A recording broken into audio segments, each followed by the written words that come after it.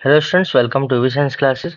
Last class में हमने muscles की बात की थी कि मसल्स किस तरह की होती है, कौन कौन से टाइप होते हैं मसल्स के, और क्या क्या उसकी यूनिट्स होती हैं, कैसे वो काम करता है। अब मसल्स के बाद हम बात करेंगे स्केलेटल सिस्टम की। अभी जो स्केलेटल सिस्टम है, स्केलेटल सिस्टम होता क्या है? तो अगर इस स्केलेटल सिस्टम की बात करते हैं तो ये एक ऐसा सिस्टम होता है जो कि हड्डियों का बना हुआ होता है। किसका बना हुआ होता है? हड्डियों का बना हुआ होता है, और उसमें कुछ कार्टिलेज होता है। हमें ये इतना याद रखना है कि जो हड्डियां हैं उससे थोड़ा सा पैलाएबल जो है वो कार्टिलेज हुआ करता है। इसकी ज़्यादा डिटेल्ड स्ट्रक्चर नहीं पढ़ेंगे बोन की, वो अलग किसी वीडियो में पढ़ेंगे। अब क्या होगा, क्या क्या रोल है इसका? ये सिग्निफिकेंट रोल इसका इतना होता है कि this system has significant role in movement show by the body. Movement body के द्वारा जो शो किया जा रहा है उसमें स्केलेटल सिस्टम का रोल है। Imagine swing food without jaw bone. अब क्या सोचा जा सकता है बिना जॉ बोन के चबा पाना? क्या सोचा जा सकता है बिना हड्डियों के चलना? लिम्ब बोन, पैर वाली हड्डियां न हो तो उसके बिना कैसे चल सकता है? Bone and cartilage are specialised connective tissue. Bone और कार्टिलेज है क्या? स्पेशलाइज्ड कनेक्टिव टिश्यू है। The former has a very hard matrix due to calcium salt. देखो, ये जो बोन है इसका मैट्रिक्स, मैट्रिक्स का मतलब होता है कोई भी जो फिलिंग सब्सटेंस होता है ना उसको मैट्रिक्स बोलते हैं।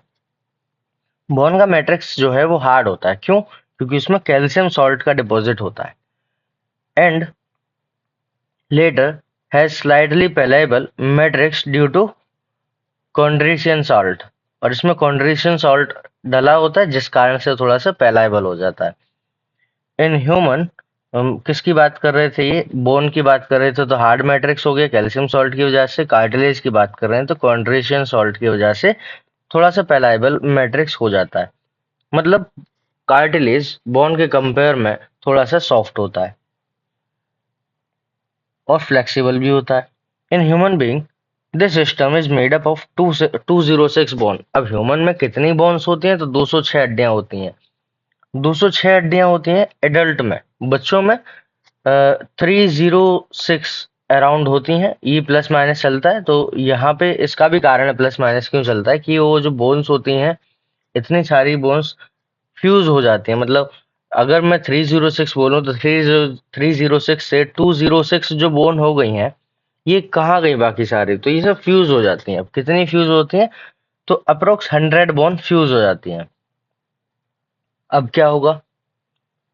It is grouped into two principal divisions. इसको एक्सियल और अपेंडिकुलर में बांट दिया जाता है। अगर मैं सिंपल सी बात करूं तो जो एक्सोस्केलेटन होता है, एक तो कुछ एनिमल्स में एक्सोस्केलेटन होता है, कुछ एनिमल्स में एंडोस्केलेटन होता है। एक्सोस्केलेटन जैसे कि हमें आर्थ्रोपोड्स में मिल जाता है तो वो एक्सोस्केलेटन होता है। ये सारे स्केलेटन सपोर्ट देने का, प्रोटेक्शन का, यही सब काम होता है।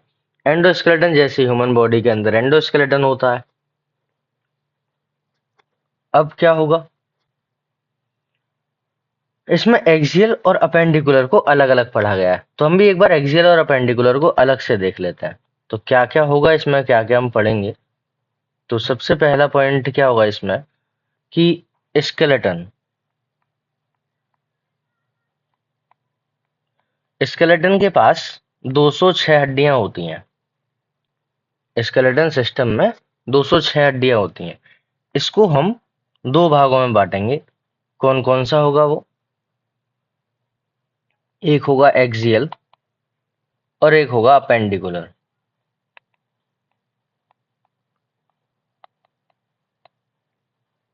एक है एक्सियल, एक है अपेंडिकुलर। एक्सियल में होती हैं 80 हड्डियां और अपेंडिकुलर में होती हैं 126 हड्डियां। अब इन हड्डियों का सबका हिसाब देखते हैं कैसे कैसे होगा। तो पहले एक्सियल को बांटते हैं। एक्सियल में कितनी कितनी होंगी? तो 29 स्कल में हो जाती हैं। स्कल में 29 हड्डियां हो जाएंगी। फिर उसके बाद वर्टिब्री।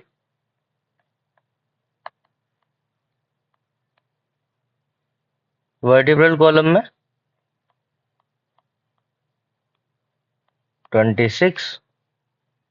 और फिर रिब्स में और स्टर्नम, रिब्स और स्टर्नम को अगर जोड़ते हैं तो रिब्स कितनी होती है 24 और स्टर्नम हो गई 1। तो इस तरह से ये 29 स्कल में, 26 वर्टिब्रल कॉलम में और रिब्स और स्टर्नम मिला के 25 हो जाती हैं। यहाँ पे हमें याद रखना है कि एक्सियल में आया कौन कौन। एक्सियल में आता स्कल, वर्टिब्रल कॉलम और रिब्स और स्टर्नम, ये एक्सियल में आता है। अपेंडिकुलर में कौन कौन आता है वो भी देख लेते हैं। तो अपेंडिकुलर को जब हम डिवाइड करेंगे तो ये गर्डल बोन्स में डिवाइड होता है। किसमें? एक होता है गर्डल से बोन, गर्डल बोन कौन सी कितनी होती हैं? तो ये 6 होती हैं। और एक होता है लिम्ब बोन। अब जो लिम्ब बोन्स होती हैं, एक लिम्ब में 30 हड्डियां होती हैं। एक लिम्ब में 30 हड्डियां होती हैं। लिम्ब का मतलब है हाथ और पैर। तो एक लिम्ब में 30 हड्डियां, तो 4 लिम्ब होते हैं। तो कितनी हो गई? 120 हड्डियां तो यही हो गई। 120 तो लिम्स में हो गई। बची कितनी? अब जो बची 6 हड्डियां वो आएंगी यहां पर। तो इसमें कितने गर्डल होते हैं? 2 गर्डल पड़ते हैं। 2 टाइप के गर्डल। पहला टाइप पेल्विक,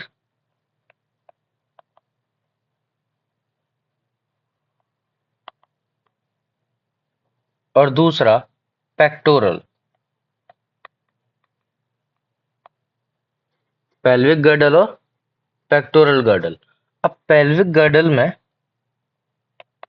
गर्डल कितने होते हैं? 2। और पेक्टोरल गर्डल कितने होते हैं? पेल्विक गर्डल में 2 हड्डियां और पेक्टोरल गर्डल में 4 हड्डियां। इस तरह से ये हड्डियों का डिस्ट्रीब्यूशन हुआ अपेंडिकुलर का। तो अपेंडिकुलर एक बार फिर से देखेंगे। अपेंडिकुलर 126 होती हैं टोटल, जिसमें से 120 तो लिम्स के पास चली गई, 4 तिया 12 तो 120 हो गई। और बची कितनी? 6 हड्डियां। 6 हड्डियों में 2 हड्डियां किसमें गई? पेल्विक गर्डल में। और 4 हड्डियां चली गई पेक्टोरल गर्डल में। अब बात करते हैं इसकी।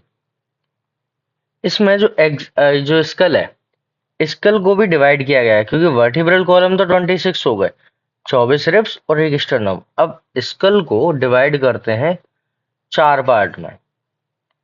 कौन कौन से 4 पार्ट है? सबसे पहली होती है फेशियल बोन। Facial bone. अब ये जो फेशियल बोन है, इसके पास 14 हड्डियां होती हैं। फिर आता है क्रेनियम, जिसको हम ब्रेन बॉक्स भी बोल देते हैं।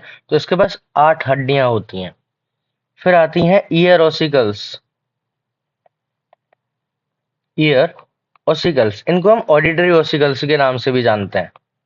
ईयर ऑसिकल्स को हम ऑडिटरी ऑसिकल्स भी बोलते हैं। तो ईयर ऑसिकल्स हो गई 6 हो गई। ईच में 3, ईच में 3 मतलब एक ईयर में 3 हड्डियां होती हैं, तो 2 ईयर में 6 हो जाएंगी। और एक होती है हेड बोन। हेड बोन, तो ये कितनी होती है? ये हेड बोन होती है 1। तो एक हेड बोन हो गई। इस तरह से ये 80 हो गई। अब इसमें कितनी कितनी कहाँ कहाँ होती है वो समझेंगे अब। तो हमने अभी तक क्या देखा कि 2 पार्ट में बांटते हैं, एक एक्सियल एक अपेंडिकुलर। एक्सियल में 80 होती हैं, अपेंडिकुलर में 126 होती हैं। एक्सियल में कितनी? 80। 80 कहाँ कहाँ? 29 स्कल में, वर्टिब्रल कॉलम में 26, रिब्स में 24 प्लस 1, जो कि रिब्स और स्टर्नम हो गया।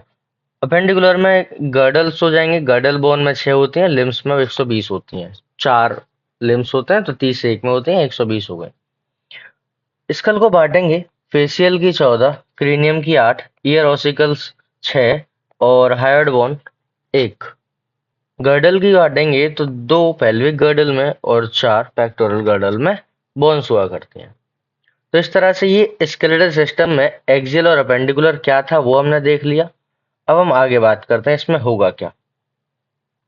comprises 80 bones distributed along the main axis of the body।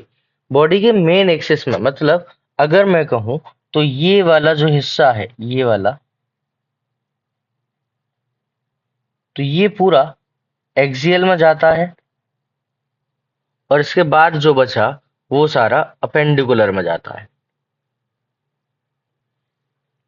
अब the skull, vertebral column, sternum, ribs constitute the axial skeleton. अब स्कल को पढ़ेंगे। स्कल क्या है? Skull composed of two sets of bone. Skull के पास दो सेट होते हैं बोन के। अब यहाँ पे हम देख भी पा रहे हैं, ये वाला जो डायग्राम है इसमें जो ब्लू कलर का दिख रहा है ये पूरा ये एक्सियल स्केलेटल सिस्टम है, एक्सियल हिस्सा है। और ये जो बिना कलर्ड बचा, मतलब कि जो ब्लू नहीं है, वो वाला अपेंडिकुलर हो जाएगा। अब पढ़ते हैं स्कल को।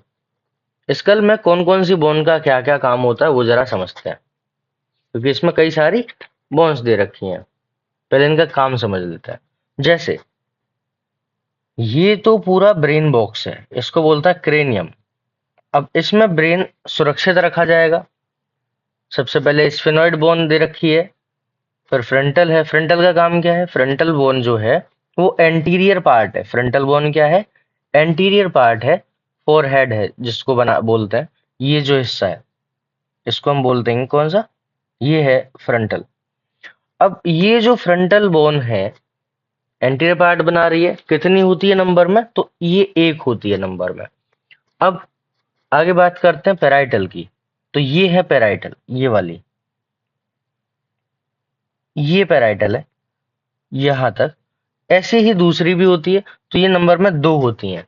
काम क्या होगा इसका? ग्रेटर पोर्शन साइड बनाती है ये, और रूफ बनाती है क्रेनियल कैविटी का। क्या बनाएगी? Roof of cranial cavity. Cranial cavity क्या है ये? क्रेनियल कैविटी होती है जो क्रेनियम होता है हमारा ब्रेन बॉक्स, उसकी रूफ बनाने का काम किसका होता है? पेराइटल बोन का होता है। ठीक है। अब उसके बाद बात करते हैं टेम्पोरल बोन। तो पेराइटल भी कितनी थी? दो थी। फिर आती है टेम्पोरल बोन, ये वाली जो दिख रही है ये टेम्पोरल बोन है। इसके दूसरी साइड भी टेम्पोरल होती है, ये लेफ्ट साइड में होगी, दूसरी राइट साइड में हो जाएगी। तो ये टेम्पोरल बोन है। ये भी कितनी होती है टोटल? दो, एक इधर और एक दूसरी साइड। क्या काम है इसका? Inferior lateral aspect of cranium. Inferior मतलब नीचे वाला हिस्सा बनाती है, और साइड वाला, नीचे वाला और साइड वाला मतलब इसमें देखें तो यहाँ पे ये टेम्पोरल है, ये वाली जो दिख रही है ये जो दिख रही है ये टेम्पोरल है, ये फ्रंटल है। फ्रंटल अभी अभी देखी थी हमने। ये पेराइटल है, यहाँ तक जाती है पेराइटल, पीछे यूं घूम के जाती है पीछे पेराइटल। तो अभी इस तरह से इसकी लोकेशन हम देख पा रहे हैं। तो क्या बना रही है? इंफीरियर। इंफीरियर का मतलब है लोअर साइड में। क्रेनियम ये था पूरा, इसमें लोअर साइड में दिख रहा है ये इंफीरियर। और लेटरल, लेटरल मतलब साइड में है। ठीक है। Inferior lateral aspect of cranium and part of cranial floor. ये जो क्रेनियम बनेगा, जो ब्रेन बॉक्स है, उसका लेटरल पार्ट है फ्लोर का। तो फ्लोर का ही लेटरल पार्ट बनाता है। अब इसके बाद और कौन है यहाँ पे? तो हमने पढ़ा फ्रंटल कितनी? एक। पैराइटल कितनी? दो। टेम्पोरल कितनी? दो। फिर उसके बाद आता है ओसिपिटल बोन। ये जो दिख रही है ना ये वाली, ये ओसिपिटल है। यहाँ तक होती है ये ओसिपिटल, यहाँ तक ये ओसिपिटल बोन है। अब ओसिपिटल बोन का क्या काम है? जो ओसिपिटल बोन होती है वो पोस्टीरियर पार्ट बनाती है। क्या बनाती है? पोस्टीरियर पार्ट बनाती है। अब ये जो पोस्टीरियर पार्ट है, ये पोस्टीरियर पार्ट किसका होगा? क्रेनियम का। Posterior part of cranium. और इस ओसिपिटल बोन में एक ओपनिंग होती है जिसको हम बोलते हैं क्या? Foramen magnum. इसी ओसिपिटल बोन में एक ओपनिंग होती है जिसका नाम क्या है? Foramen magnum. क्या काम होगा उस ओपनिंग का? यहाँ पे वो ओपनिंग होती है, तो उस ओपनिंग का काम जो है इस जगह पे होगा। तो उस ओपनिंग का काम क्या है? यहाँ से जो बैकबोन कनेक्ट होती है, जो स्पाइनल कॉर्ड कनेक्ट होती है ब्रेन में, और बैकबोन तो यहाँ फिट हो जाएगी, परंतु उसमें जो स्पाइनल कॉर्ड रहती है वो स्पाइनल कॉर्ड ब्रेन से कनेक्ट होती है, और वो पास किसके द्वारा होती है, उसी फोरामेन मैग्नम के द्वारा पास होती है, जो कि क्या करेगा, फोरामेन मैग्नम होता है inferior part of the bone through which medulla oblongata connects to the spinal cord। मतलब जो ब्रेन का मेडुला ओब्लंगाटा होता है वो स्पाइनल कॉर्ड के द्वारा कनेक्ट होता है इसी फोरामेन मैग्नम के द्वारा। नेक्स्ट जो बोन है वो है स्फेनॉइड। अगर हम स्फेनॉइड बोन को यहाँ पे देखते हैं तो ये स्फेनॉइड है, साइड से दिखाई दे रही है, ये वाली स्फेनॉइड है।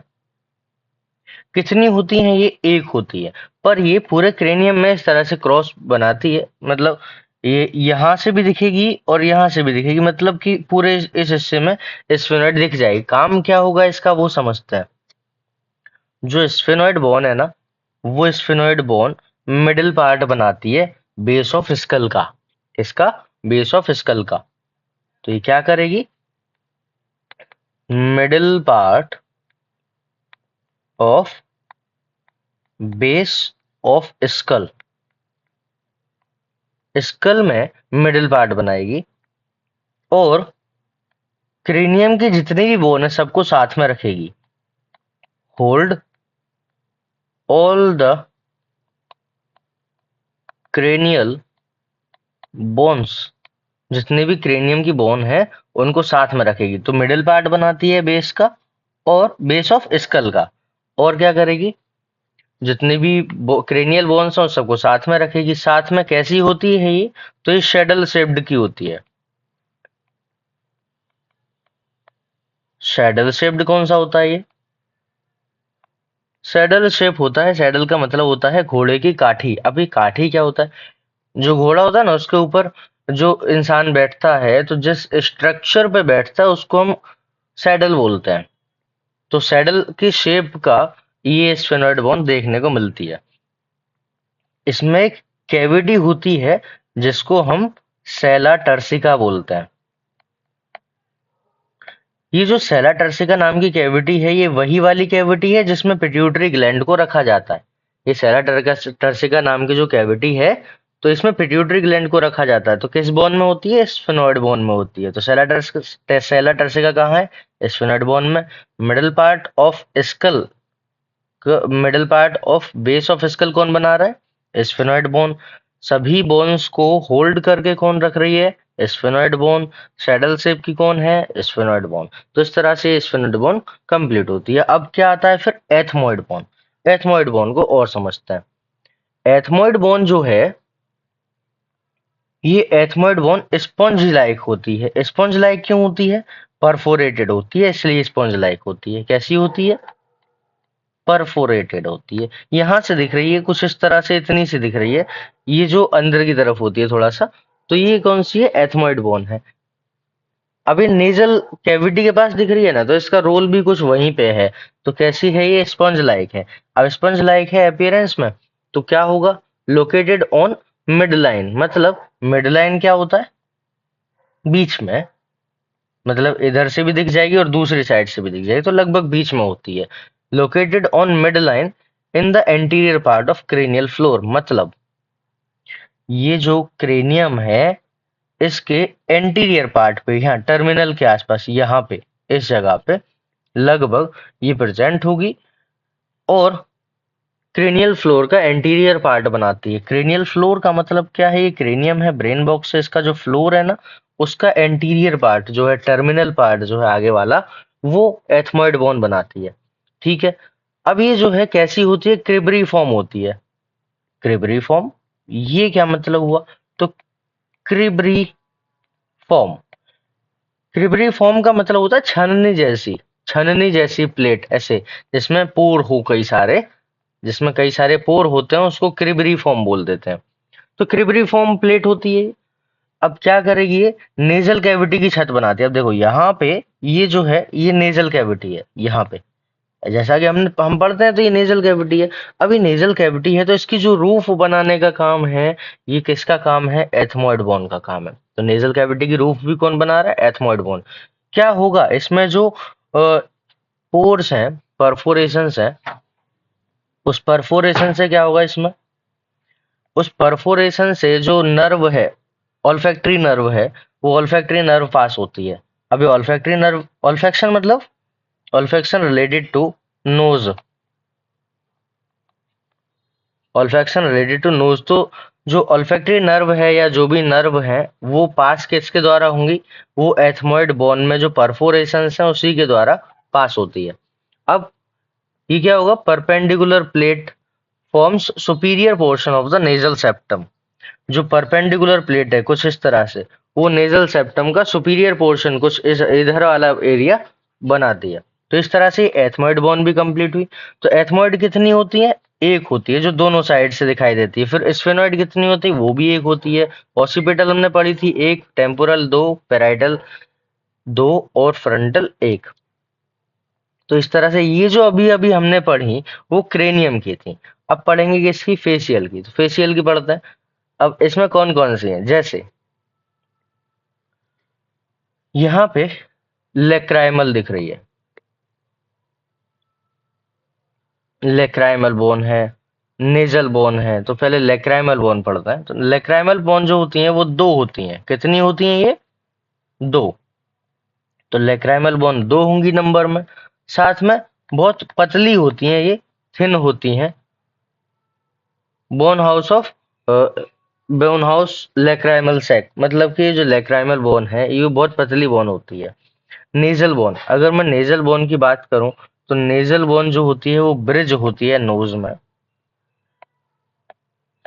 Bridge of nose. तो ब्रिज ऑफ नोज कौन बना रही है, नेजल बोन बना रही है। तो ये जो नेजल बोन दिख रही है ये ब्रिज ऑफ नोज बना रही है। लेक्राइमल जो दिख रही है यहाँ पे, अच्छा इसका लोकेशन वैसे भी याद रह सकती है क्योंकि लेक्राइमल ग्लैंड आइज में होते हैं। तो लेक्राइमल ग्लैंड वो होते हैं जहां से टीयर्स रिलीज होते हैं। तो लेक्राइमल ग्लैंड के पास में लेक्राइमल बोन होगी। अब उसके बाद जाइगोमेटिक की बात कर लेते हैं। तो जाइगोमेटिक कौन सी है, ये जाइगोमेटिक होती है कुछ इस तरह से, यहां से ये जो जा रही है ये जाइगोमेटिक है। बड़ी इंपॉर्टेंट बोन है। कैसे, कितनी होती हैं, पहले तो ये दो होती हैं। प्रोमिनेंस ऑफ चीक, जो जाइगोमेटिक है, जो चीक है, चीक में मुख्य जो बोन है, जो मेन बोन है वो जाइगोमेटिक होती है। इसके बाद आती है मैक्सिला। तो मैक्सिला जो है ये अपर जॉ बनाती है। कौन सा जॉ बनाती है, अपर जॉ बनाती है। साथ में articulate with every bone of face except mandible, मतलब एक्सेप्ट मैंडिबल। अगर मैंडिबल को छोड़ दो तो उसके अलावा सारी बोन के साथ जो कनेक्शन दिखाती है या कनेक्ट होती है वो मैक्सिला होती है। तो मैक्सिला हमें पता चला मैंडिबल को छोड़ के सबके सारी फेशियल बोन के साथ कनेक्ट होगी। अब जो मैंडिबल है वो क्या है, मैंडिबल एक होती है। मैंडिबल कितनी है, एक है। मैक्सिला कितनी थी, दो। मैंडिबल एक है। अब मैंडिबल जो है लोअर जॉ बनाती है। साथ में ये लार्जेस्ट भी होती है और स्ट्रॉन्गेस्ट फेशियल बोन भी होती है। स्ट्रॉन्गेस्ट फेशियल बोन कौन सी है, मैंडिबल। तो स्ट्रॉन्गेस्ट फेशियल बोन भी मैंडिबल ही होती है। अब हम बात करते हैं हायर्ड बोन की। ये जो हायर्ड बोन है ये किसी भी अदर बोन से कनेक्ट नहीं होती है। हॉर्स शू शेप्ड की होती है, हॉर्स शू शेप्ड की होगी, किसी भी अदर बोन से कनेक्ट नहीं होती है। क्या करेगी ये, सपोर्ट देती है। यहाँ पे एक वॉइस बॉक्स होता है, वॉइस बॉक्स है और ट्रैकिया है, इस सब में सपोर्ट देने का काम किया करती है। अब इसमें आगे क्या है, आगे देखते हैं।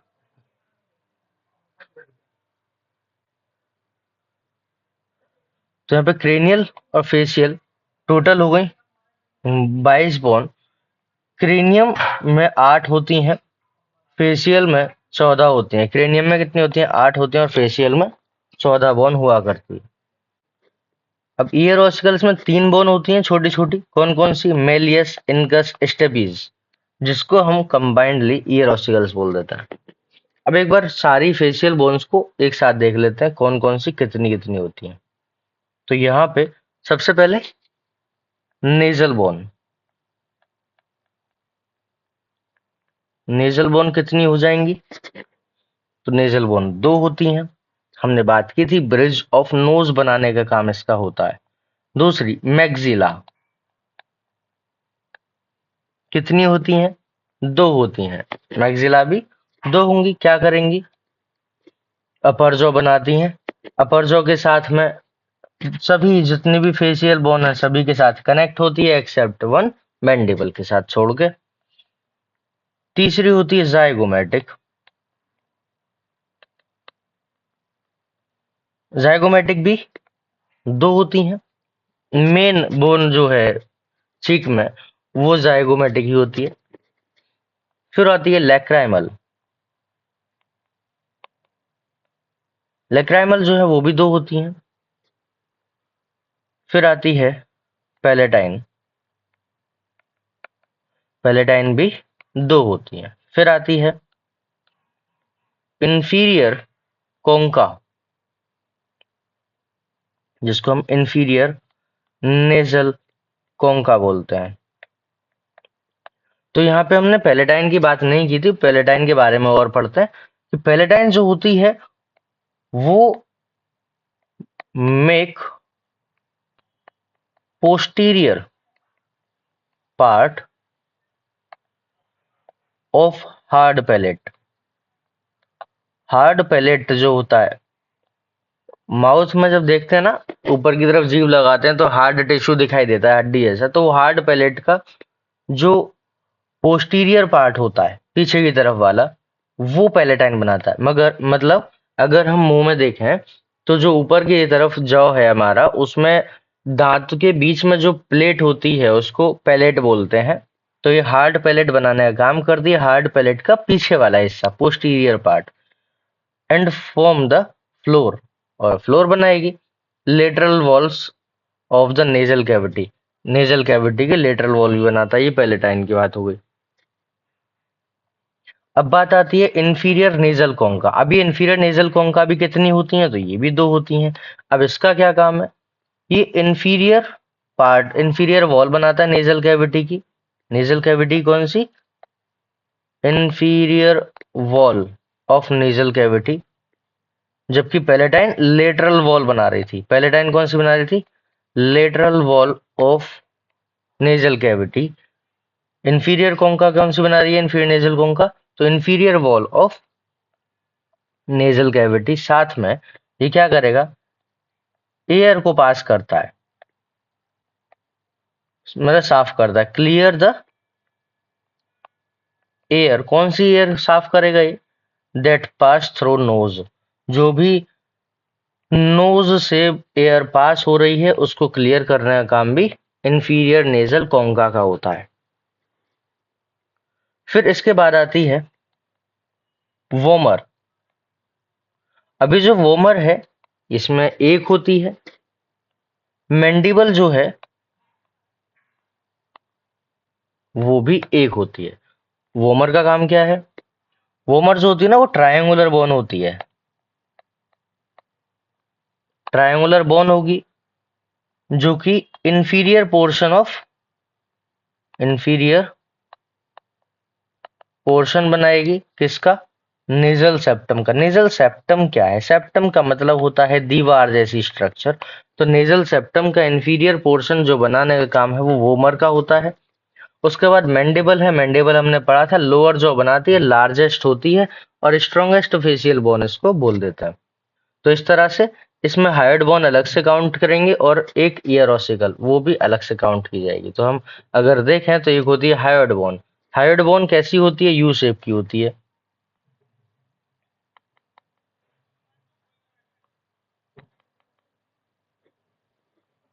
हायर्ड बोन कैसी होगी? यू शेप की होती है। साथ में अभी जो हायर्ड बोन होती है बक्कल कैविटी के बेस पे प्रेजेंट होती है, at base of buccal cavity. तो बक्कल कैविटी के बेस पे होगी। जैसे कि हम जानते हैं at the base of tongue, at the base of tongue above the larynx, तो लेरिंग्स से ऊपर होगी, अबव लेरिंग्स, और एट बेस ऑफ टंग। तो ये क्या है, ये हायर्ड बोन है, ये किसी भी अदर बोन से कनेक्ट नहीं होती।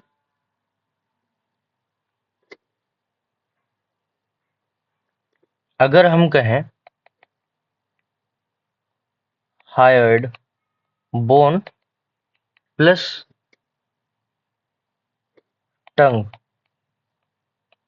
इन दोनों को मिला के हायर्ड एपर्चर भी बोल देते हैं, या एपरेटस, सॉरी, हायर्ड एपरेटस।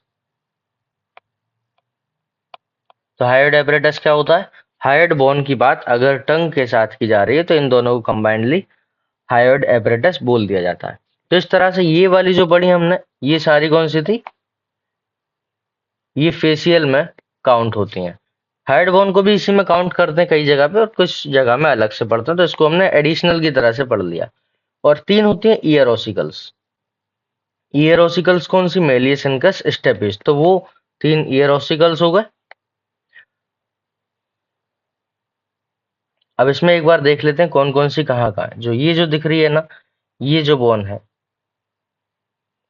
ये स्फेनोइड बोन दिख रही है इसमें, यहाँ पे कुछ इस तरह की होती है स्फेनोइड बोन। अगर हम एथमोइड बोन को देखने की कोशिश करें तो यहाँ पे ये तो दिख रही है हमें नेजल सेप्टम, ये फ्रंटल दिखाई दे रही है, ये जो है ना ये लेक्राइमल है, ये वाली यहाँ पे ये लेक्राइमल है, और ये जो येलो वाली दिख रही है ना, ये एथमोइड बोन दिख रही है। ये इंफीरियर नेजल कोंका जो अभी अभी हमने पढ़ा था, तो यहाँ पे ये इंफीरियर नेजल कोंका है जो कि एयर को फिल्टर कर रहा था, मतलब एयर को क्लियर कर रहा था। ये जो होती है ना, ये वॉर्मर होती है। ये दो मैग्जिला, एक यहाँ से, एक यहाँ से, ये कुछ इस तरह से, ये जो आ रही है ना, ये मैग्जिला एक हो गई। दूसरी मैग्जिला यहाँ से कुछ ऐसे जाएगी, ये दूसरी मैग्जिला हो गई।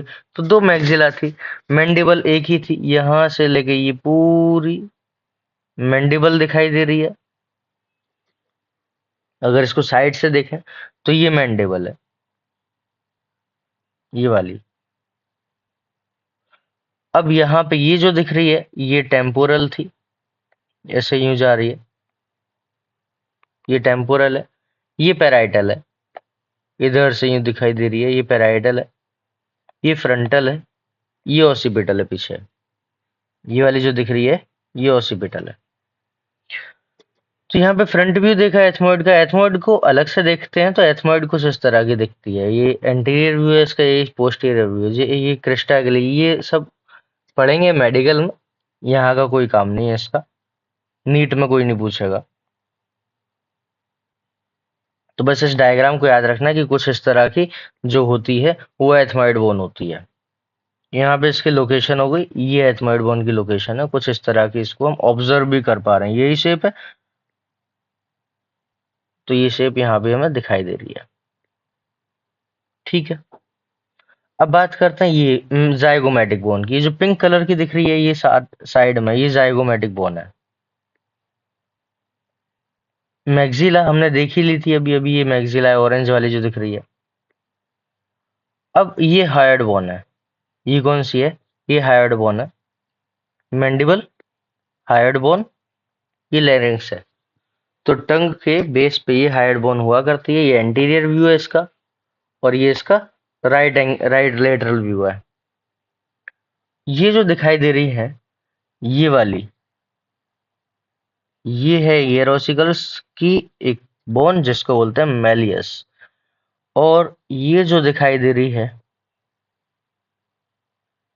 ये है इनकस, और ये जो दिखाई दे रही है ये है स्टेपीज, जो कि सबसे छोटी बोन भी बोली जाती है। तो ये मेलियस, ये इनकस, स्टेपीज।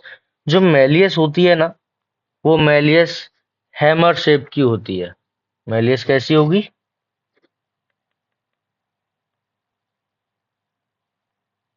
हैमर शेप्ड की। तो हैमर शेप्ड कौन सी होगी? मैलियस होगी। इनकस कैसी होगी? एनविल शेप की। एनविल क्या होता है?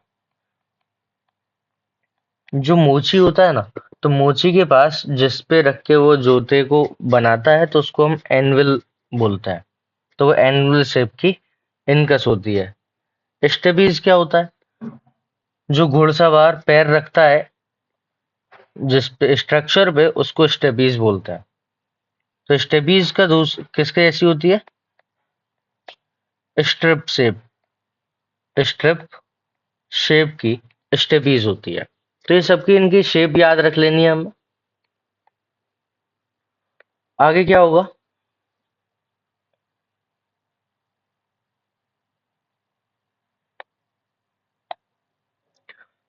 तो यहाँ पे कुछ कुछ बोन हमने देखी थी, ये दिखती कैसी है। The skull region articulate with the superior region of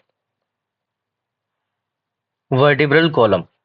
जो स्कल की बोन, जो बोन्स हैं जो स्कल की, वो सुपीरियर पार्ट जो है वर्टिब्रल कॉलम का, उसके साथ आर्टिकुलेट करते हैं। आर्टिकुलेशन का मतलब होता है जुड़ जाना। तो किसके द्वारा आर्टिकुलेट करेंगे, किसके द्वारा जुड़ेंगे? तो वहां पे दो ऑसिपिटल कॉन्डाइल होते हैं, इसीलिए ह्यूमन स्कल को डायकॉन्डाइलिक स्कल भी बोलते हैं। तो दो ऑसिपिटल कॉन्डाइल होते हैं, कहाँ है वो? यहाँ पे अगर हम देखते हैं तो ये ऑसिपिटल बोन थी पीछे, ये वाली। ये जो ऑसिपिटल बोन दिख रही है, इस ऑसिपिटल बोन में दो स्ट्रक्चर दिख रही हैं, ये और ये क्या है? Occipital condyle. ये ऑसिपिटल कॉन्डाइल बैकबोन में जाके आर्टिकुलेट करते हैं, मतलब फिक्स हो जाते हैं। कैसे फिक्स होते हैं वो देखते हैं यहाँ पे। ये जो दिख रही है ना, सबसे पहली बोन है, ये है एटलस, जिसको C1 भी बोलते हैं। तो जो ऑसिपिटल कॉन्डाइल अभी देखे थे, ये सुपीरियर आर्टिकुलेट फैसेट, फैसेट का मतलब होता है एक स्ट्रक्चर, एक जगह जहां पे वो आके अटैच हो जाएगा। तो ये सुपीरियर आर्टिकुलर फैसेट हैं दो, यहाँ पे आके वो जो ऑसिपिटल कॉन्डाइल है वो जुड़ जाएंगे। ठीक है, तो ऑसिपिटल कॉन्डाइल कहाँ पे कैसे जुड़ेंगे वो हमने देख लिया। अब आती बात वर्टिब्रल कॉलम की। तो वर्टिब्रल कॉलम में हम देखते हैं कि हमारे पास 26 वर्टिब्रल कॉलम्स होते हैं। Our vertebral column is formed by 26 serially arranged units called the vertebrae. और ये सारी वर्टिब्रे कितनी होती हैं? ये 26 वर्टिब्रे होते हैं। And is dorsally placed. Dorsally placed कैसे? अगर हम ह्यूमन को देखें तो ह्यूमन का ये जो हिस्सा है इसको हम बोलते हैं एंटीरियर, सॉरी ये वाला जो हिस्सा है ये एंटीरियर हो जाएगा, और ये वाला हिस्सा जो है ये पोस्टीरियर हो जाएगा। ये जो है ये वेंट्रल है, और ये जो है ये डोर्सल है, और साइड में जो होते हैं वो लेटरल होता है। तो यहाँ पे डोर्सल साइड में ही बैकबोन इसकी प्रेजेंट है। तो हमने क्या देखा? ये जो है सीरियरली अरेंज्ड है, डोर्सली प्लेस्ड है, extended from the base of school and constitute the main framework of the trunk. मतलब मेन स्कल से एक्सटेंड होता है, मतलब यहाँ पे ही मेन स्कल में अटैच है जैसा देख पा रहे हैं हम, और यहाँ से फिर वो पूरे ट्रंक में जाता है। ठीक है, extended from the base of school and constitute the main framework of the trunk. Each vertebra has central hollow portion. Vertebra में जो बीच में होता है वो सेंट्रल हॉलो पोर्शन होता है, जिससे न्यूरल कैनाल पास होती है। अब ये न्यूरल कैनाल वही कैनाल है जिसमें स्पाइनल कॉर्ड रहती है, इसको हम हाउस ऑफ स्पाइनल कॉर्ड भी बोलते हैं। Through which spinal cord passes. First vertebrae is atlas and articulate with the occipital condyle. अभी अभी हमने देखा था किस तरह से वो आर्टिकुलेट करेगी। आर्टिकुलेट का मतलब होता है अटैच हो जाना। The vertebral column is differentiated into cervical, thoracic, lumbar, sacral, coccyx. तो सर्वाइकल कितनी होती है? 7 होती हैं। थोरेसिक कितनी होती है? 12। लंबर कितनी? 5। सैक्रल कितनी? 1। और कोकिक्स कितनी? 1। अब ये फ्यूज्ड क्यों लिखा है? ये पहले 5 हुआ करती थी जो कि फ्यूज होके 1 हो गई। ये पहले 4 हुआ करते थे फिर फ्यूज होके 1 हो गई। तो अगर हम अ, किसी छोटे बच्चे में बात करें तो सर्वाइकल, थोरेसिक, लंबर, सैक्रल और कोकिक्स, तो छोटे बच्चे में कितने हो जाएंगे? 7, 12, 5 5 4 और एडल्ट में 7 12 5 1 1। तो अगर इसको काउंट करेंगे तो 33 आ जाता है, और इसको काउंट करेंगे तो ये 26 आ जाता है। तो इस तरह से यहाँ पे जो छोटे बच्चे होते हैं उसमें 33 और जो एडल्ट है उसमें 26 बॉर्न हो जाएंगी। तो यहाँ पे फ्यूज्ड का मतलब ये हमें पता चल गया। Region starting from the skull, ये कहाँ से स्टार्ट हो रहा है? तो ये स्कल से स्टार्ट होता है।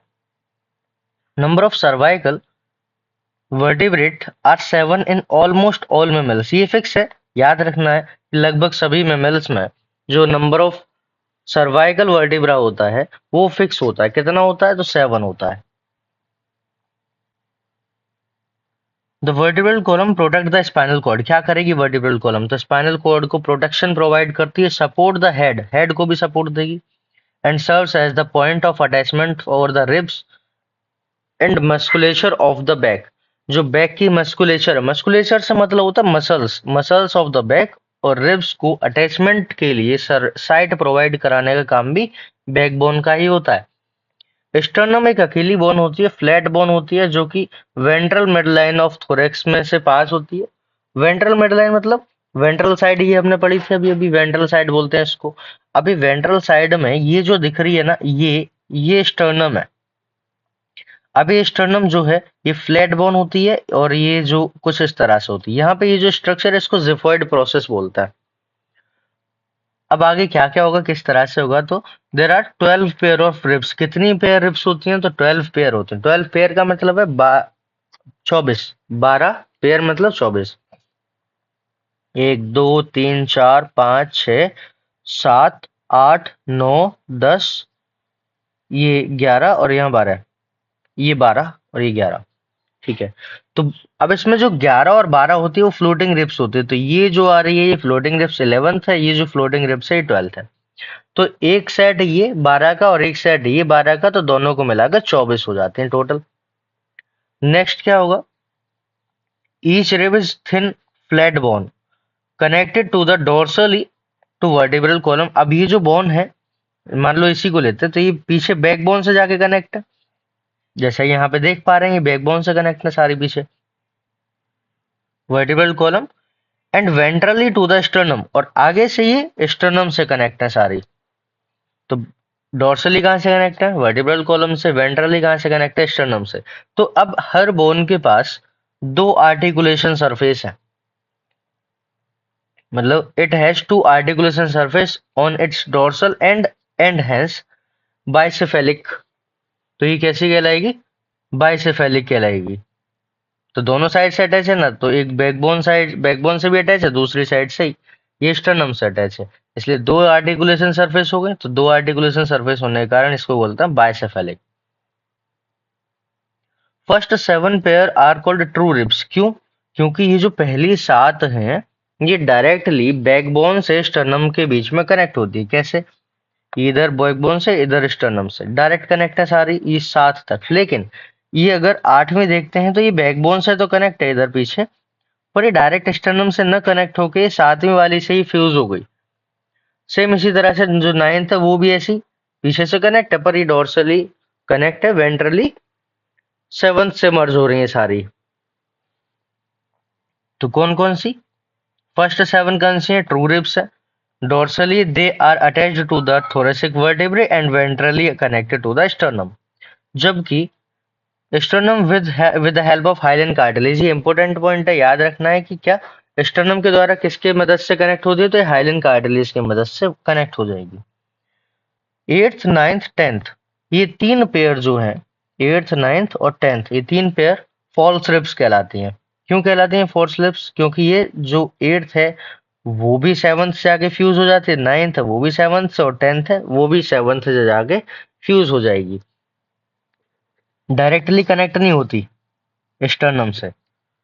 Pair of ribs do not articulate directly with the sternum but join to the 7th rib. किसके द्वारा ज्वाइन होंगी ये? 7th रिब के द्वारा ये ज्वाइन करती हैं स्टर्नम को, with the help of hyaline cartilage. यहाँ पे कौन सा कार्टिलेज होगा? हाइलन कार्टिलेज होगा, जैसा कि हमने अभी भी पढ़ा था। These are called vertebral vertebrochondral या फॉल्स रिब्स। इंपॉर्टेंट पॉइंट है, नाम पूछेगा कि जो फॉल्स रिब है उसका नाम क्या है, वर्टिब्रो कॉन्ड्रल रिब्स इसको बोला जाता है। जो लास्ट दो पेयर होते हैं 11th और 12th, ये डोर्सली तो कनेक्ट होते हैं वर्टिब्रल कॉलम से, पर वेंट्रली कहीं से भी कनेक्ट नहीं होते, तो फ्री फ्लोटिंग रिब्स इसको बोलते हैं। Ribs are not connected ventrally and therefore called the floating ribs, इसीलिए इसको क्या बोल देते हैं, फ्लोटिंग रिब्स। ये वाली जो है ये फ्लोटिंग रिब्स है। अब क्या है इसका काम, thoracic vertebrae ribs sternum together forms the rib cage. अभी जाल जैसी स्ट्रक्चर बन रही है, एक पिंजरा जैसा बन रहा है, इसको बोलते हैं रिब केज। क्या काम होगा इसका, प्रोटेक्शन प्रोवाइड करना। किसको, यहाँ पे लंग्स लोकेटेड होते हैं, यहाँ पे इस लोकेशन पे हार्ट होता है, यहाँ किडनियां होती हैं, यहाँ कहीं पे किडनियां हैं, हार्ट हो गया, लंग्स हो गया, इन सबको प्रोटेक्शन प्रोवाइड कराने का काम किसका है, रिब केज का होता है। तो यहाँ पे हम देखते हैं बैकबोन किस तरह से बेंड होती है। तो ये जो दिख रहे हैं ये सब वर्टिब्रल कॉलम्स हैं। ये सब कौन है, ये वर्टिब्रल कॉलम्स है, मतलब ये वर्टिब्रेट्स है, और ये पूरी वर्टिब्रल कॉलम है जिसके सर्वाइकल, थोरेसिक, लंबर, सैक्रल, कोकिक्स, ये तो ये हिस्से होते हैं। अब यहाँ पे इसको अगर देखते हैं तो ये एक वर्टिब्री है और ये दूसरी वर्टिब्री है, ये दोनों जिसके द्वारा अटैच है इसको लिगामेंट बोलते हैं। यहाँ पे जो दिख रही है इसको इंटरवर्टिब्रल डिस्क बोलते हैं। अब इंटरवर्टिब्रल डिस्क इसको बेंडिंग में हेल्प करती है, क्वेश्चन लाइक होती है। अब क्वेश्चन लाइक होती है तो कैसे हेल्प करेगी, सपोज करो यहाँ पे एक बॉक्स ये है जो कि रिजिड है, दूसरा बॉक्स ये है जो कि ये भी रिजिड है। अगर इसको यहाँ पे लेके जाते हैं और जब ये बेंड करेगा तो ये इधर साइड में शिफ्ट होगा, जब ये इधर बेंड करेगा तो कुछ इस तरह की स्ट्रक्चर बनेगी ऐसे। तो यहाँ पे इसको बेंड होने के लिए इधर जो पॉइंट बन रहा है ये, यहाँ पे या तो फ्रैक्चर आ सकता है, मतलब यहाँ पे ये बोन डैमेज हो सकती है। तो इस बेंडिंग के समय पे इसको सपोर्ट करने के लिए यहाँ पे कुशन लाइक बीच में लगा होता है, कौन, ये इंटरवर्टिब्रल डिस्क। ये यहाँ से कंप्रेस हो जाएगा। अगर मैं इसको हटा के देखूं तो यहाँ पे अगर मैं इधर कुशन लाइक स्ट्रक्चर लगा देता हूँ तो ये इस जगह से कंप्रेस हो जाएगा जब ये बेंड होगा, और जब यहाँ से कंप्रेस होगा तो यहाँ से थोड़ा सा रिलैक्स हो जाएगा, और दूसरा शॉकर की तरह, जैसे शॉकर काम करता है ना, सेम इसी तरह से काम करता है। इसको बोलता है इंटरवर्टिब्रल डिस्क। तो यहाँ पे इंटरवर्टिब्रल डिस्क देखिए हमने, ये जो दिख रही है ये कैविटी है जिसमें स्पाइनल कॉर्ड प्रेजेंट होती है। इस कैविटी यहाँ पे ये हाउस ऑफ स्पाइनल कॉर्ड भी कहलाता है। ये फेसेट है, फेसेट अटैचमेंट में हेल्प करता है, आर्टिकुलेशन में हेल्प करते हैं। ये नर्व्स हैं, जो नर्व्स निकल रही हैं, स्पाइनल नर्व्स इनको बोलते हैं। यहाँ पे अगर हम स्टर्नम को देखें तो स्टर्नम में ये जो है साइट, ये आर्टिकुलेशन साइट है किसके लिए, क्लेविकल के लिए। आर्टिकुलेशन साइट किसके लिए, फेसेट फॉर रिब 1। यहाँ पे फर्स्ट जुड़ी और यहाँ पे सेकंड जुड़ जाएगी, फिर यहाँ थर्ड, फोर्थ, फिफ्थ, सिक्स्थ, और यहाँ पे ये सेवंथ के लिए। एट्थ, नाइन्थ, टेंथ तीनों फॉल्स रिब्स थी, और वो सेवंथ रिब की मदद से यहाँ पे अटैच होती हैं। ये जो स्ट्रक्चर दिख रही है इसको हम जिफॉइड प्रोसेस के नाम से जानते हैं। ये स्ट्रक्चर का नाम है जिफॉइड प्रोसेस। ये रिब्स दिखाई दे रही है यहाँ पे, ये जो दिख रही है ये वाली, ये पहली रिब है, और ये जो दिख रही है ये क्लेविकल है। क्लेविकल के अटैचमेंट की जगह भी यहाँ पे होती है, तो ये हमने देखा ही था क्लेविकल कहाँ से अटैच होती है। क्लेविकल को ब्यूटी बोन भी बोला जाता है। अब आगे बात करते हैं। नेक्स्ट इसमें क्या होगा, अपेंडिकुलर स्ट्रक्चर स्केलेटन की बात करता है। अपेंडिकुलर स्केलेटन में क्या होगा, the bone of the limbs along with their girdles constitute the appendicular structures skeleton. तो अपेंडिकुलर स्केलेटन में क्या क्या होगा, जो गर्डल्स हैं, जो लिम्स हैं, उनको कंबाइंडली हम क्या बोल देते हैं, अपेंडिकुलर स्केलेटन बोल देते हैं। अब इस अपेंडिकुलर स्केलेटन में अगर हम देखेंगे तो हमें 30 बोन ईच लिम्ब में देखने को मिलेंगे। हर लिम्ब में 30 बोन देखने को मिलती हैं। जब 30 बोन हर लिम्ब में मिलेंगी तो 4 लिम्ब होते हैं, तो 4 लिम्ब में कितने हो गए, 120 बोन चारों लिम्ब की मिला के हो जाएंगी। अब आगे चलते हैं, आगे क्या क्या, the bone of the hand fore limb are humerus, radius, ulna, carpals. Carpals कितनी होती हैं, रिस्ट बोन बोलते हैं इसको, तो 8 होती हैं। कार्पेल्स कितनी होती हैं, 8 नंबर में होती हैं। मेटाकार्पल्स 5 होती हैं। फेलेंजेस 14 होती हैं। ये कहाँ दिखेगा? ये इस डायग्राम में दिख रहा है। अब ये डायग्राम जो दिख रहा है इसमें ह्यूमरस, रेडियस, अल्ना, कार्पल्स, ये मेटाकार्पल्स, ये वाली, और ये फेलेंजेस। तो इस तरह से ये स्ट्रक्चर इसकी दिखाई दे रही है। अब इसमें कौन कौन सी कितनी कितनी होते हैं वो जरा देखेंगे। फीमर, फीमर को अगर देखेंगे तो इसमें कौन कौन सी, लॉन्गेस्ट बोन इसमें थाई की दिख जाएगी। फिर उसके बाद टीबिया और फिबुला, टीबिया और फिबुला, फिर टार्सल्स, फिर एंकल में 7, एंकल बोन में 7 दिख जाएंगी जिसको टार्सल्स बोलते हैं। और मेटाटार्सल्स किसको बोल देंगे? 5 हो जाएंगी ये। और उसके बाद फेलेंजेस कितनी होंगी? 14 होंगी। तो इस तरह से ये एक एक्स्ट्रा बोन होती है नी कैप, जिसको पटेला भी बोलता है, नी कैप या पटेला। अब इसमें इस डायग्राम में देखते हैं कौन कौन सी कितनी है। सबसे पहले तो ये एक ह्यूमरस दिख रही है, एक रेडियस दिख रही है, एक अल्ना दिख रही है। कार्पल कितनी है? 8 कार्पल्स थी। तो यहाँ पे देखते हैं स्किफॉइड, ल्यूनेट, ट्राइगेड्रम, पिसिफॉर्म, हेमिटेट, हेमिटेट, कैपिटेट, ट्रेपेजॉइड और ट्रेपेजियम। तो इस तरह से ये 8 कार्पल्स दिखाई दे रही हैं। ये जो ऑरेंज वाली दिख रही हैं ये मेटाकार्पल्स है, और ये जो दिख रही हैं ये फेलेंजेस हैं। तो इस तरह से ये कौन कौन से दिख गए हमें? ये सारी जितनी भी हाथ की रिब्स हड्डियां हैं वो दिख गई। फिर आता है पेक्टोरल गर्डल। अब पेल्विस गर्डल देख लेते हैं एक बार। ये लिम्ब वाली जो है इसमें देखेंगे ये कोक्सल बोन, कोक्सल बोन ये है। यहाँ से आगे चलते ये है फीमर, जो कि लॉन्गेस्ट बोन है बॉडी की। तो ये फीमर है। ये नी कैप की तरह काम करता है, ये पटेला है। ये टीबिया है और ये फिबुला है। साइड वाली जो है ये फिबुला है। ये टार्सल्स है और ये मेटाटार्सल्स है और ये फेलेंजेस है। टार्सल्स, मेटाटार्सल्स और फेलेंजेस। गर्डल में देख लेते हैं एक बार। दो तरह के गर्डल देखे थे हमने, एक पेक्टोरल गर्डल, एक पेल्विस गर्डल। पेक्टोरल गर्डल और pelvic girdle. Bone help in the articulation of the upper and lower limb respectively. Upper limb pectoral girdle, lower limb pelvic girdle. With axial skeleton, axial skeleton में क्या था? School, vertebral column और ribs, ये सब axial skeleton में था। और axial skeleton से अटैचमेंट के लिए पेक्टोरल और पेल्विक गर्डल होते हैं। Each girdle is formed of two halves. Each half of pectoral girdle consists of a clavicle and scapula. तो ईच हाफ मतलब क्या क्या होता है? एक स्केपुला होती है और क्लेविकल होती है।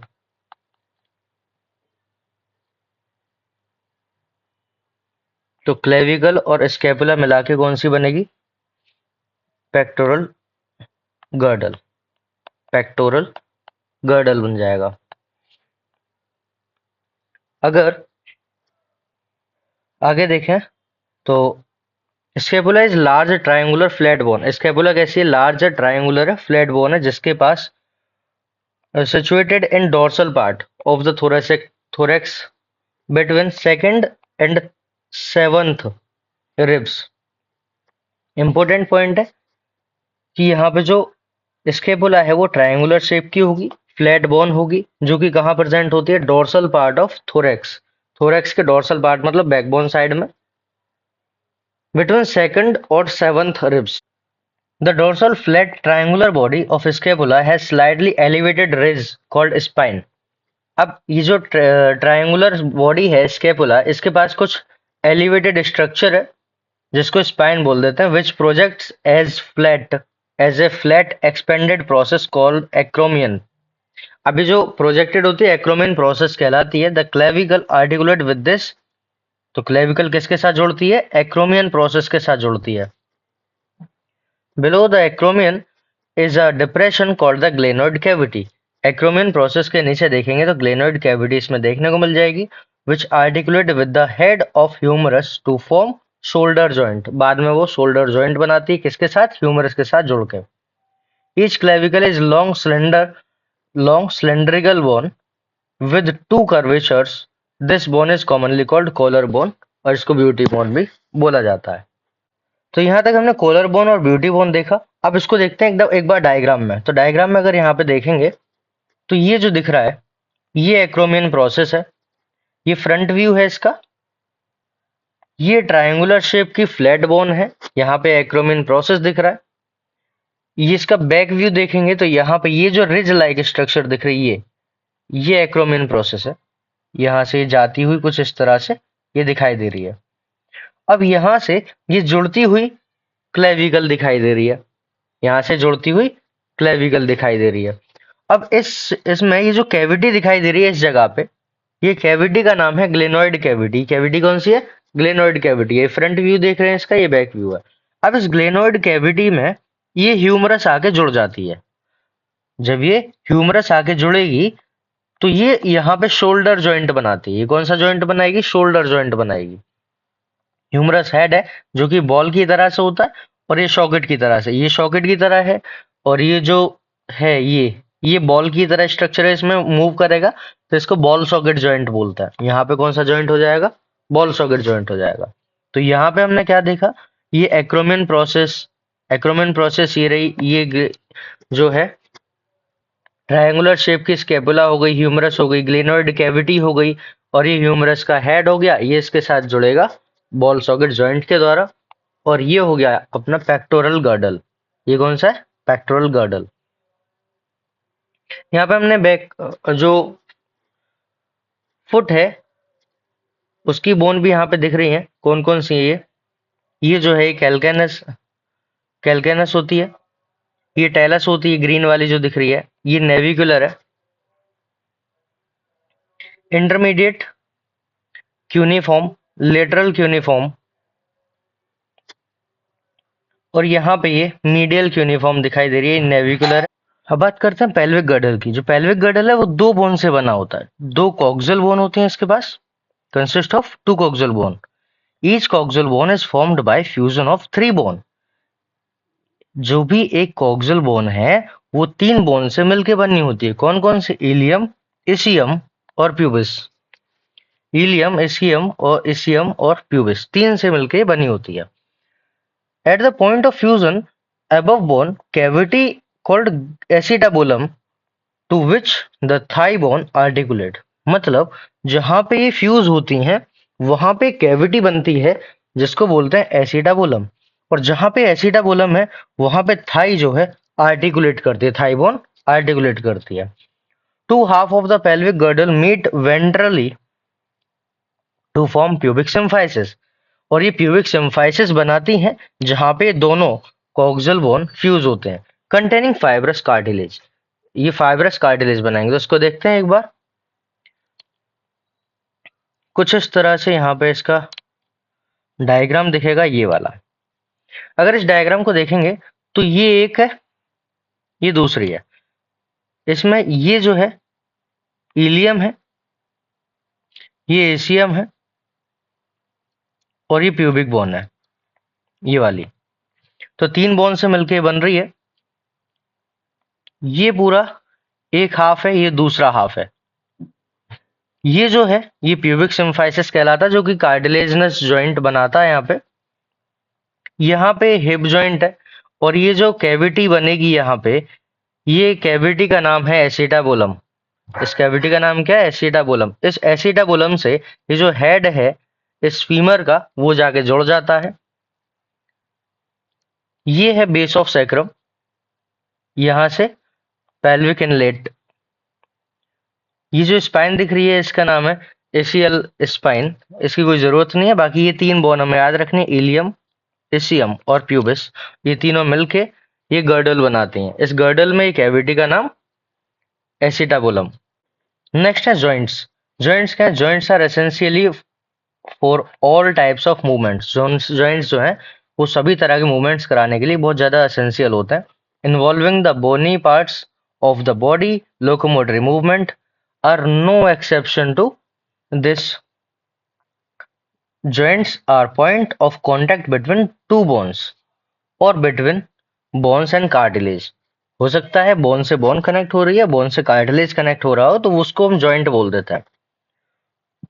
Force generated by the muscles is used to carry out movement through joints. जो फोर्स जनरेट की जाती है मसल्स के द्वारा, वो मूवमेंट में हेल्प करती है, जो कि जॉइंट्स के द्वारा होता है. Where the joints act as fulcrum. Fulcrum क्या होता है? जैसे हम एक वो बनाते हैं, एक झूला होता है कुछ इस तरह के, इसमें स्ट्रक्चर होती है. तो ये जो बैलेंसिंग वाला झूला होता है, यहाँ पे एक व्यक्ति बैठता है, यहाँ दूसरा बैठता है. तो ये जो झूला होता है, इधर और इधर ऐसे चलता रहेगा. तो ये जो है स्ट्रक्चर, इसको हम फलक्रम बोलते हैं. ये जो स्ट्रक्चर है, इसको हम फलक्रम बोलते हैं. Where joints act as fulcrum. तो जॉइंट किसकी तरह काम कर रहे हैं? फलक्रम की तरह काम कर रहे हैं. Joints have been classified into three major structural forms. तीन मेजर स्ट्रक्चरल फॉर्म में इसको क्लासिफाई करते हैं. कौन कौन सी होती हैं? फाइब्रस, कार्टिलेजिनस और साइनोवियल. फाइब्रस कौन सी होती हैं? वो जॉइंट्स होते हैं जो कि मूवमेंट शो नहीं करते हैं, उसको फाइब्रस बोलते हैं. जैसे कि कहाँ मिलेगा ये? स्कल बोन्स को जोड़ने के काम में जो आता है, स्कल बोन्स को जोड़ने के काम में जो आता है, वो फाइब्रस जॉइंट होता है. कैसे जुड़ेगा? फ्यूज एंड टू एंड जुड़ जाएगा with the help of dense fibrous connective tissue. किसके द्वारा जुड़ेगा? डेंस फाइब्रस कनेक्टिव टिश्यू के द्वारा जुड़ेगा. एंड टू एंड जुड़ेगा, डेंस फाइब्रस कनेक्टिव टिश्यू के द्वारा जुड़ेगा, और एक स्ट्रक्चर बनाता है जिसको हम बोलते हैं सुचर्स. अब ये सुचर्स जो होते हैं वो क्रेनियम में दिख जाएंगे. जैसा कि अगर हम इसमें देखें तो ये दिख रहे हैं, ये सुचर्स दिख रहे हैं. ये वाला दो पैराइटल बोन को जोड़ रहा है, जिसको हम सैजिटल सुचर बोलते हैं. ये जो दिख रहा है, ये कोरोनल सुचर दिख रहा है. किस किस को जोड़ रहा है? फ्रंटल बोन से पैराइटल जोन को जोड़ रहा है. ये फ्रंटल बोन से पैराइटल बोन को जोड़ने का काम किसका है? कोरोनल सुचर का है. अब जैसे एक सुचर ये है, स्क्वैमस सुचर. अब स्क्वैमस सुचर किसको जोड़ेगा?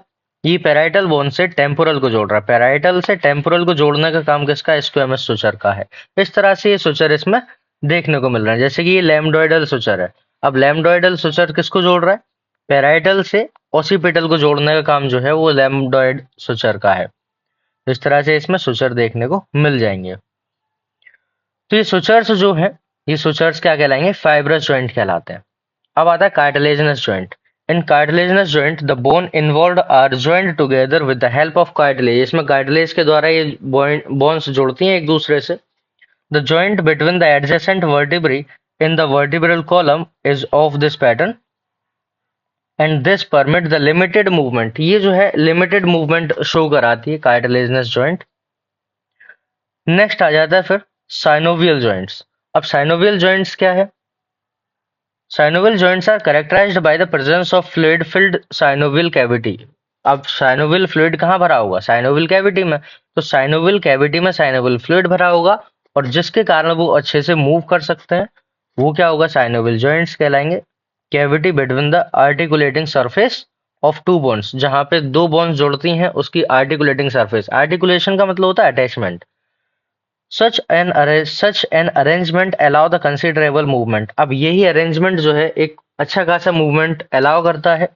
This joint helps in locomotion and many other movements. ये जो है लोकोमोशन और बहुत सारे अदर मूवमेंट कराता है. इसमें बॉल सॉकेट जॉइंट आ जाता है, जो कि कहाँ कहाँ होता है? ह्यूमरस में, पेक्टोरल गर्डल में. हिंज जॉइंट आ जाता है जो कि नी में होता है. पाइवोट जॉइंट आ जाता है जो कि एटलस एक्सिस में होता है. ग्लाइडिंग जॉइंट आ जाता है जो कि कार्पल्स में होता है. सैडल जॉइंट आ जाता है जो कि कार्पल और मेटाकार्पल्स के बीच में देखने को मिलता है. अब यहाँ पे ये जो जॉइंट दिख पा रहे हैं हम इसके, जैसे ये हो गया बॉल सॉकेट जॉइंट. कहाँ है? ये ग्लेनोइड कैविटी पे, सॉरी ग्लेनोइड कैविटी पे और एसिटाबुलम कैविटी पे. ये ग्लेनोइड कैविटी है और ये एसिटाबुलम कैविटी. तो यहाँ पे बॉल सॉकेट जॉइंट दिख रहा है दोनों में. ये जो है ये पाइवोट जॉइंट है, सॉरी ग्लाइडिंग जॉइंट है. ये सैडल जॉइंट है, इसको प्लेन जॉइंट भी बोलते हैं. ये सैडल जॉइंट है, सैडल जॉइंट, सैडल का मतलब हमने पढ़ा था, ये हिंज जॉइंट है। हिंज जॉइंट का है यहाँ पे। ये पाइवट जॉइंट यहाँ पे है, एटलस और एक्सिस के बीच में। पाइवट जॉइंट एटलस और एक्सिस के बीच में हो जाएगा। को जो टार्सल टार्सल बोन के बीच में होता है, इसको हम इंटरटार्सल जॉइंट भी बोलते हैं। कौन सा ये? इंटरटार्सल जॉइंट देखने को मिलता है यहाँ पे। अब यहाँ पे कुछ डिसऑर्डर्स है, disorder related to skeletal system कौन कौन से हो जाएंगे, जैसे कि मस्थेनिया ग्रेविस है, मस्कुलर डिस्ट्रॉफी, टेटानी है, आर्थराइटिस आर्थराइटिस है, ऑस्टियोपोरोसिस है और गाउट है। इस तरह की डिजीज देखने को मिल जाती है। सबसे पहले तो हम बात करते हैं मस्थेनिया ग्रेविस की। मस्थेनिया ग्रेविस जो होती है वो ऑटो इम्यून डिसऑर्डर होता है। इसमें क्या होता है, न्यूरोमस्कुलर जंक्शन इसमें अफेक्ट होता है, जिससे कि फैटिगनेस आती है, वीकनिंग हो सकती है और पैरालिसिस ऑफ स्केलेटल मसल, ये सारी चीजें इसमें देखने को मिलेंगी। मस्कुलर डिस्ट्रोफी में देखेंगे तो progressive degeneration of skeletal muscle, mostly genetic disorder है मस्कुलर डिस्ट्रोफी भी। टेटेनी में क्या होगा, रैपिड स्पाज्म। रैपिड स्पाज्म का मतलब होता है वाइल्ड कॉन्ट्रैक्शन। रैपिड स्पाज्म का मतलब क्या है, wild contraction in muscle due to calcium ion concentration low हो जाएगी। जब कैल्शियम आयन कंसंट्रेशन लो हो जाएगी तो रैपिड स्पाज्म होंगे, जिसको हम टेटेनी बोल देते हैं। फिर आता है अर्थराइटिस। अर्थराइटिस में क्या होगा, इन्फ्लामेशन ऑफ जॉइंट, जॉइंट्स में इन्फ्लामेशन हो जाएगा अर्थराइटिस के कारण। मतलब अर्थराइटिस में क्या होगा, जॉइंट्स में इन्फ्लामेशन देखने को मिलता है। ऑस्टियोपोरोसिस क्या हो जाएगा, एज रिलेटेड डिसऑर्डर है, characterised by the decreased bone mass. कैसे इसका करेक्टर क्या होगा, बोन मास डिक्रीज हो जाएगा। बोन मास डिक्रीज होने से increase the chance of fracture, इसमें फ्रैक्चर के चांस बढ़ जाएंगे। Decrease level of oestrogen is the common cause. जब एस्ट्रोजन लेवल घट जाता है तो बोन डेंसिटी घटने लगती है। बोन डेंसिटी घटने के कारण ऑस्टियोपोरोसिस जैसी कंडीशन का सामना करना पड़ता है। फिर आता है गाउट। गाउट क्या है, inflammation of joints due to accumulation of uric acid crystals. जब यूरिक एसिड के क्रिस्टल्स एक्यूमुलेट होने लग जाते हैं तो उसको गाउट बोल देते हैं। तो इस तरह से चैप्टर कंप्लीट हुआ।